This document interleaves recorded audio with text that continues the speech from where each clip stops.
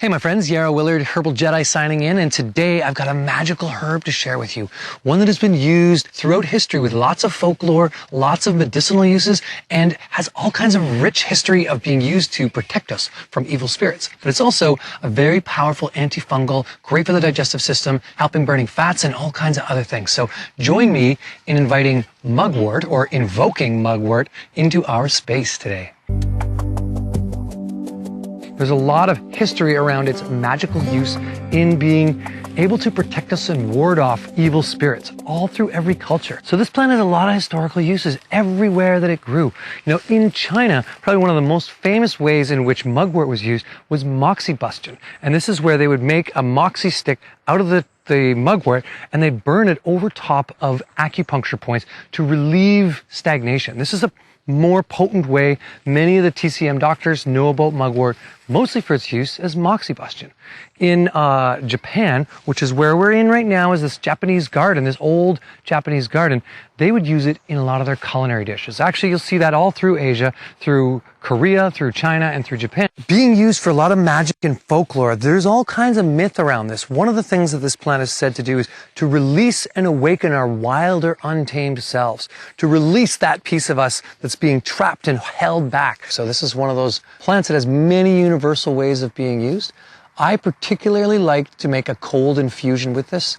Because it's antifungal, it helps kill things like candida in the gut and as well as on the skin. So we might use it for ringworm, or we might use it for athlete's foot or jock itch or any of these kind of fungal infections externally or internally if there's a lot of fungus in the body. Now remember, we talked about its spiritual capacity to ward off evil spirits.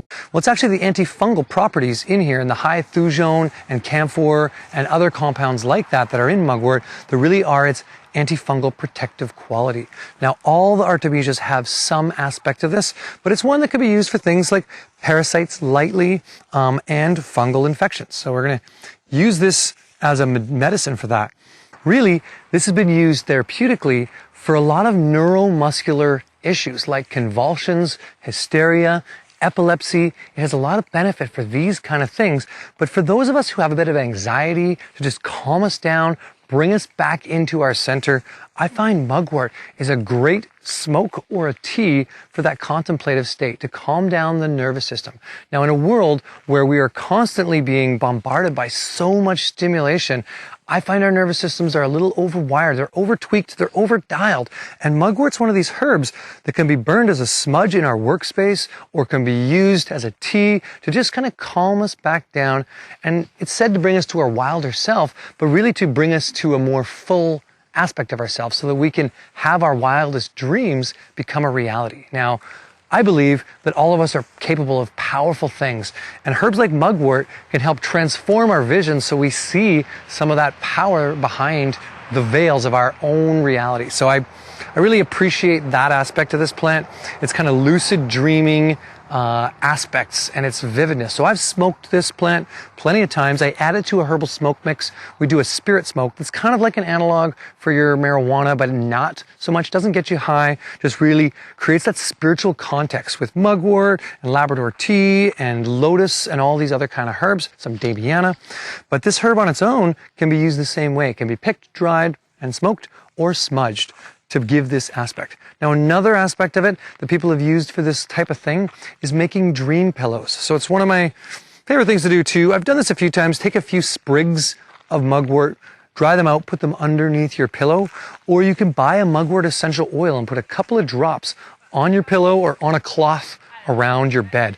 This is a great way to use mugwort through its essential oil or through its leaves as a tea, as an essence, as any of these kind of aspects. So if you want to get a little bit of lucid dreaming in, you want to kind of come to that state, this is the right herb to start working with. It's one you should get to know and one I really invite you to explore further. Now, of course, this video can't cover everything there is to know about mugwort, but I hope it gives you a couple of little glimpses into some ways in which this herb can be used.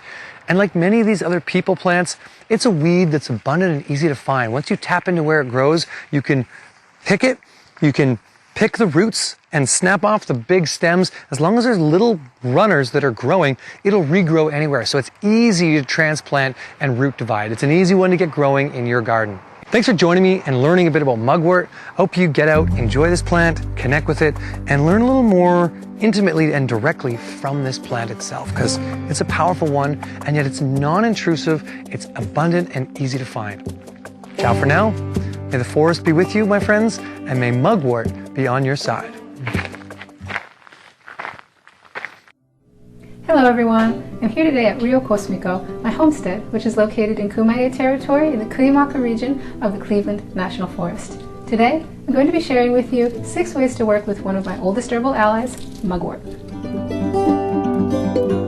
Mugwort is sometimes called the witch's herb because they are so beloved to witches and wise women everywhere across time. They're also considered one of the sacred herbs of the Druids, the wisdom keepers of our Irish ancestors, so precious that it was widely agreed that without mugwort, we would no longer be able to be Druids.